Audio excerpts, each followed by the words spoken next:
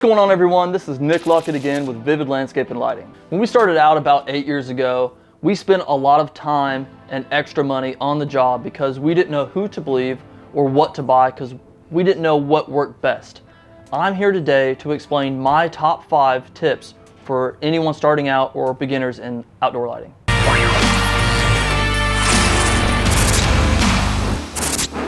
First tip, it's an easy one. Don't buy solar lights. Don't buy solar lights, or don't buy any fixtures made of plastic. They're just not bright enough, they don't last, they're cheap, and they'll just fall apart. Tip number 2 is placement of fixtures. Know where your fixture should be. There's a right place for each fixture on every job for every location. Be sure that you are installing the fixtures at least a foot or 2 from the foundation or the subject that you're illuminating to eliminate the hot spots. Tip number 3 is an important one. I see this done wrong a lot. Other than being placed 1 or 2 feet off the foundation, be sure that the fixture is not in front of windows. If the fixture is in front of windows and it's too far away from the foundation, it will provide glare at night, and that is not what you want inside. Tip number 4. What do you use to make the connections for the fixtures and connecting the wires to the rest of the system? Now, something that a lot of people do not know starting off, and probably what you should know, but what works best for longevity of your system, is the wire nuts. So first one that you see here is pretty much your basic, very basic wire nuts. These are dry wire nuts, mainly used for making connections internal or on the inside of your home or a building where they're not going to get wet or be exposed to the elements outside. Next, what's most common that everyone uses is a silicone or a gel-filled wire nut. And this is probably your most common, but everyone knows, or most people know about this, is the silicone is there to create a waterproof connection.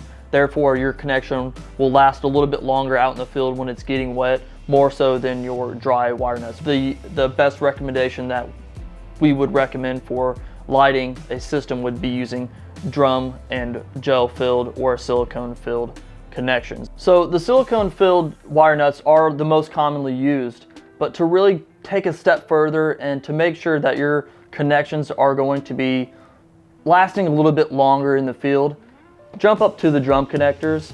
After you crimp the wires together with the copper tubing here, and then these actually lock into place, it's nearly impossible for the connection to actually come apart.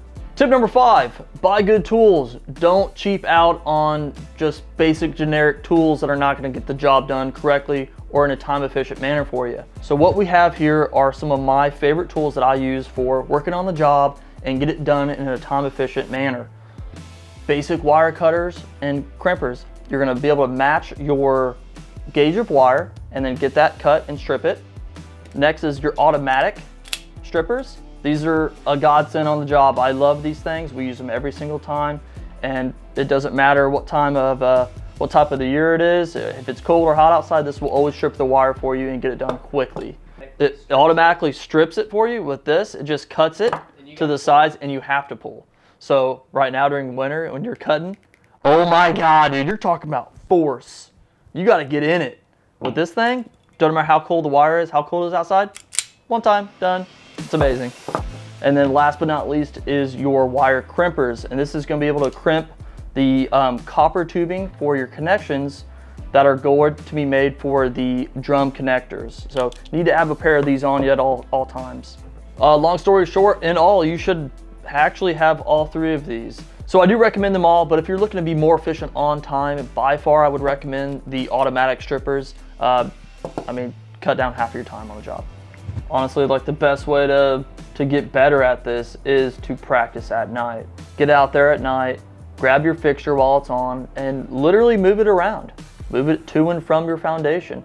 Try to find that sweet spot where you don't see too much of a hot spot of light too close to the foundation, or where it's too far away and you're seeing glare into the window frames and you can see the glare inside your house. Play with the fixture at night. It's the best way to really get to understand how lighting works and why it works, how to make it pretty, how to make that elegant look. That's what would be my best recommendation. Once again, this is Nick Luckett with Vivid Landscape and Lighting. Be sure to subscribe. Thank you for watching.